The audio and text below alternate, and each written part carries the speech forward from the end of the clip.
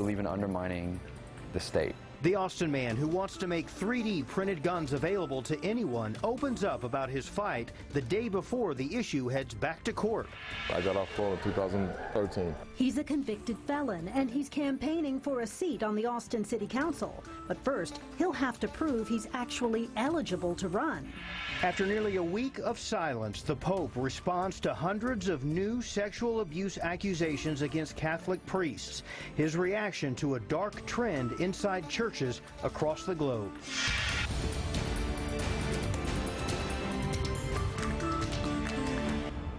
He's been called one of the most dangerous people in the world. Austinite and professed gun rights advocate Cody Wilson is fighting to release 3D printed blueprints for guns online. And tomorrow his lawyers will fight before a judge to stop a court-ordered block of the prints.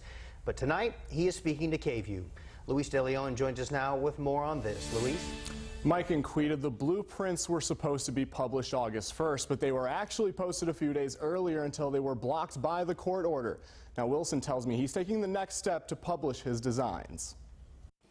Tools, design, and a final product. And it attracts new people every year. 3D printers, it's what Cody Wilson does for a living. But you probably know him better as the guy fighting for the right to make homemade guns. We believe in undermining the state. The state as an idea, a political, philosophical idea. Wilson wants to release gun blueprints so people can connect his printer to their personal computers and print gun parts. Once it became real, people got much more scared by the agony of the concept. This is his assembly line where the printers are made, everything from the first components to the wiring and shipping. But while he continues to crank out printers, the blueprints are at a standstill. Last month, a judge in Washington state issued a restraining order blocking the release of the gun blueprints. This is spending millions of dollars on a point of principle. Some fear the wrong people will use the blueprints to make guns. Here's Wilson's response. There's books in here that might be dangerous.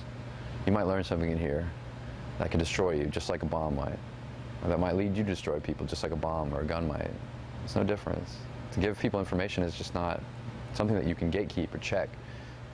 This extends to a blueprint. Tomorrow, Wilson's lawyers will argue in court to get the ban lifted, but even if it goes his way, he knows the legal battle is not over.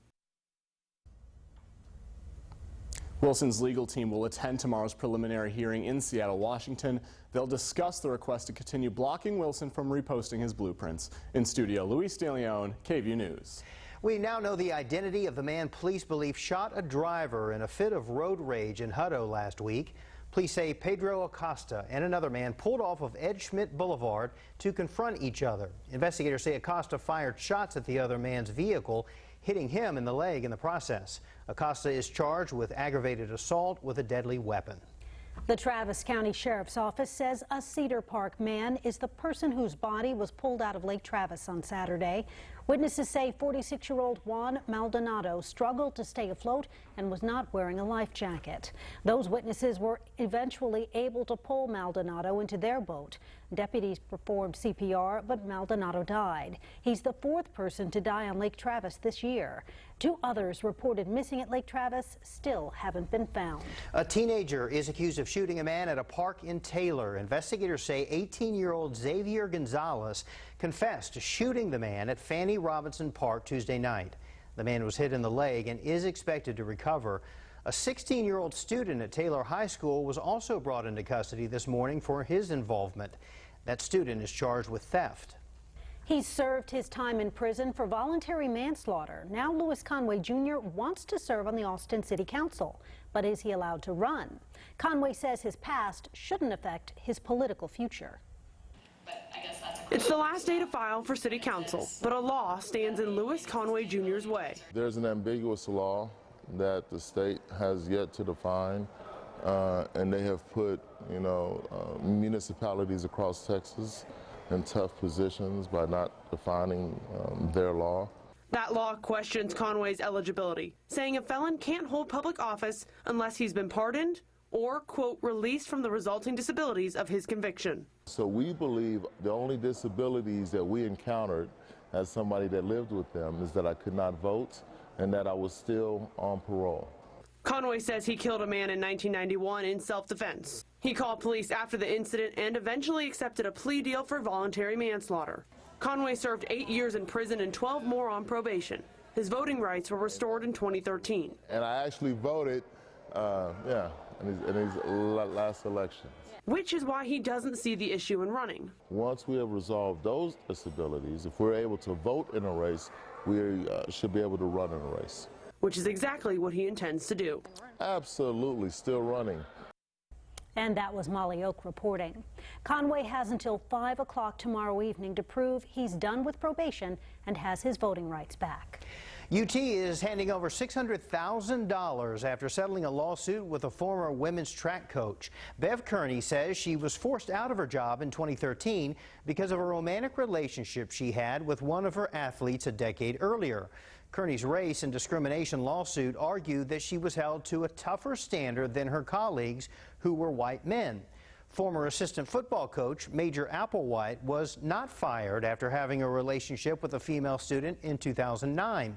He went on to receive raises before taking a job with the University of Houston.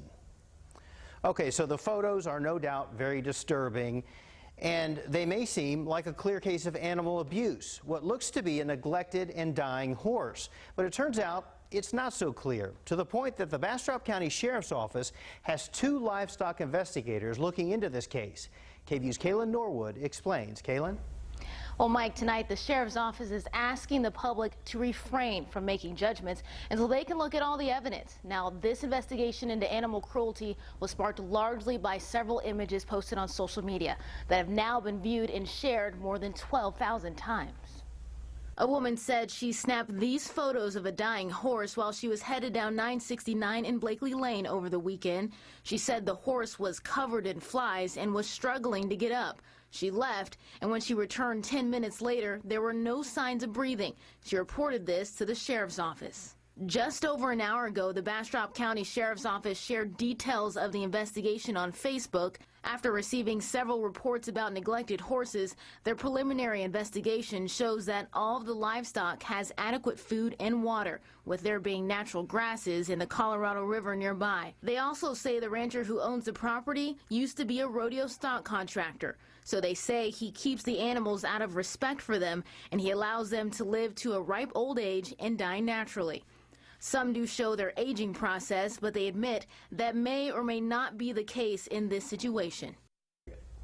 Whether or not this ends up being animal cruelty or not, the Sheriff's Office says the case will be sent to the district attorney. They also mentioned that there have been reports of animal cruelty at the same location in the past, but none of them have resulted in charges or convictions. Quita? Kaylin, thank you. The city of Austin wants to keep people who are drunk and on drugs off the streets, but they don't want to clog up the jail system with them. And that's why a new sobering center is opening this week. It's an alternative to jail time or the emergency room for those arrested for public intoxication. The center holds about 50 people and provides medical services and beds for people to sober up. And unlike jails or hospitals, the sobering center will offer resources for people who need help. Right now, if you go to the jail or you go to an emergency room, you just get a piece of paper that says call these people if you get anything at all. Here, we're actually going to talk to you and find out what happened and what's your level of risk. 2 off-duty APD officers will be on site Thursday through Sunday. Travis County is leasing the building, and the city of Austin is picking up the tab for operating expenses. The sobering center opens this Thursday, but it will only stay open Thursdays through Sundays until October, when it will be open 24/7. We had a little bit of rain today. It really felt great. A lot of activity out there. We sure could use the wet weather. Unfortunately, it didn't last very long. Take a look at these storm clouds rolling into downtown Austin earlier today. And you might have even caught the KVUE storm chaser rolling around town as well. KVUE Chief Meteorologist Albert Ramon joins us now. And Albert, Looks like that might be all the rain we're going to see for a little while. Well, at least for tonight. We'll have another opportunity of some isolated showers and storms tomorrow afternoon, but because of the loss of daytime heating just after sunset, the radar is quiet with the exception of just a spotty shower. Extreme northern areas of Milam County. You see it north of Cameron. This is a look at the radar from the last 6 hours. You'll see some of the heaviest rainfall fell in Burnett, Williamson, and also northwestern areas of Travis County. A place like Georgetown picking up better than a half inch, just under a half inch north of Lago Vista. Officially in Austin, about a quarter of an inch, but a few pockets of 1+ inch rainfall totals out west in the hill country. We're dry tonight. We'll be in the 70s overnight, but triple-digit heat for tomorrow, and not anything widespread, but some isolated showers and thunderstorms will be possible. We'll put the rain chance tomorrow at 20%. Then we get into a hotter and dry weather pattern. I'll show you the numbers coming up. See you in a bit, Albert. Thanks. Before the official start of the school year, students and parents at Santa Fe High School gathered to pray for safety. This comes just a little more than 3 months after 10 people were killed in a mass shooting at the Houston area campus. Survivor Sarah Salazar says she's ready for a new beginning this semester, despite still dealing with injuries from a shotgun blast. It's going to be more safer with all the improvements they have. And I guess I'm ready to get school through. Some adults are working to form Parents on Patrol, a group that helps with security. Since the shooting, the district has added metal detectors at the school's entrances and hired more police officers to patrol the campus. Have y'all been excited to go back to school at all? Yes and no at the same time. Why yes and no? Yes, because I was excited to see my friends, and no, because I don't like homework. Who does, really? Well, some mixed reactions to heading back to school today. Thousands of Central Texas students were back on campus to begin another exciting school year. Austin ISD Superintendent Paul Cruz says the district has been working on making different styles of learning available to students. And that includes flexible learning spaces, some of them outdoors. The district also says it's ramping up school safety measures. And still ahead, Pope Francis breaks his silence on the sex abuse scandals plaguing the Catholic Church. What he is saying about hundreds of accused priests here in the U.S. And nearly a year after Hurricane Harvey made landfall in Texas, Governor Abbott remembers those who rose to the occasion. How he's commemorating the sacrifices of thousands of Texans. 7-day forecast sponsored by Subaru of Georgetown. Exceptional value and the Subaru of Georgetown difference. Free dent and interior protection, windshield repair, and loaner cars. Pope Francis is responding to hundreds of new allegations of sexual abuse by Catholic priests in churches around the world. Here in the U.S., so-called predator priests have been outed in Pennsylvania, Dallas, and Washington, D.C. Today, the Pope condemned the crimes and attempts to cover them up. In a letter, Pope Francis begs for forgiveness for the pain suffered by the victims and bashes a culture where church leaders are more concerned with reputation than the safety of children. We are approaching the 1-year anniversary of Hurricane Harvey's landfall in Texas. On Saturday, it will be a year since the violent storm rocked the Gulf Coast. And over the weekend, Governor Abbott honored some of the men and women who stepped up when Texas needed it most. Abbott was the keynote speaker at a banquet paying tribute to thousands of people who made a difference. And you showed that there is no earthly force more powerful than Texans united to respond to adversity. The banquet also featured a large wall of the names of people who helped their communities during the storm. Thankfully, the conditions are a lot different this time around than they were last year at this time. That's right, but things did get a little dicey in some areas. Today, check out this video from a viewer in Georgetown. Wow, the wind and the rain is really rocking out there. Heavy wind, large raindrops fell there earlier tonight. This might be the most rain we get for a little while. KVUE Chief Meteorologist Albert Ramon is back with us. Albert? Yeah, we'll have a couple of isolated showers and storms tomorrow, but probably not as widespread as today. And then our rain chances disappear.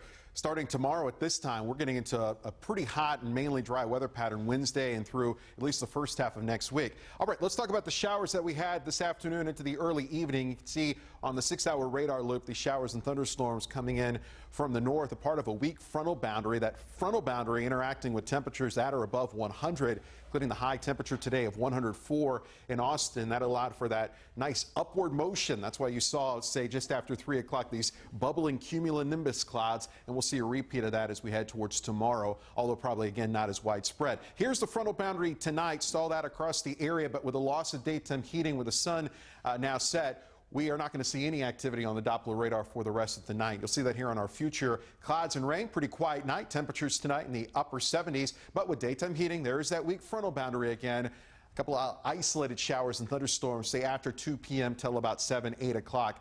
As daytime heating will be gone after sunset. We'll shut off those rain chances tomorrow evening. And then high pressure builds over Texas. Wednesday, Thursday, the high at 104, and will be at or above 100 degrees for the end of the work week into the upcoming weekend. Out there right now, we're looking at a partly cloudy sky. We'll be mostly clear after midnight. 78 degrees for the low temperature, but back up to 101 tomorrow afternoon. The chance for a shower or thunderstorm at 20%. Otherwise, it'll be a mostly sunny day. I don't think we're going to see a whole lot on the radar out west in the hill country. Temperatures ranging from 96 in Burnett to 101 in Kingsland, at or above 100 in many spots across the metro, including 102 Del Valle, Lockhart at 103, Kyle tomorrow at 102, and a spotty shower or storm possible east the interstate with high temperatures between about 98 in Lexington to about 101 in LaGrange for tomorrow. Our heat index forecast, it'll feel like 107 tomorrow afternoon, and then in the danger category still Wednesday and Thursday, that feel like temperature at about 105. Here's a look at the allergy count. Grass pollen in the medium count, mold high. Your allergy forecast found every day in the Austin American-Statesman. A week ago tonight, the peak of the Percy meteor shower in Buddy Park, sending in this cool shot. Keep sending me your weather and nature photos, snapshot at KVUE.com. Small chance of rain tomorrow, 101. Look at this, 104 Wednesday and Thursday, 103 Friday, and still in the triple digits for the upcoming weekend. So hopefully we get a little shower, cool you down tomorrow afternoon, because after that we're going to dry out and turn up the heat once again. Oh, man, brutal. Brutal heat, yes.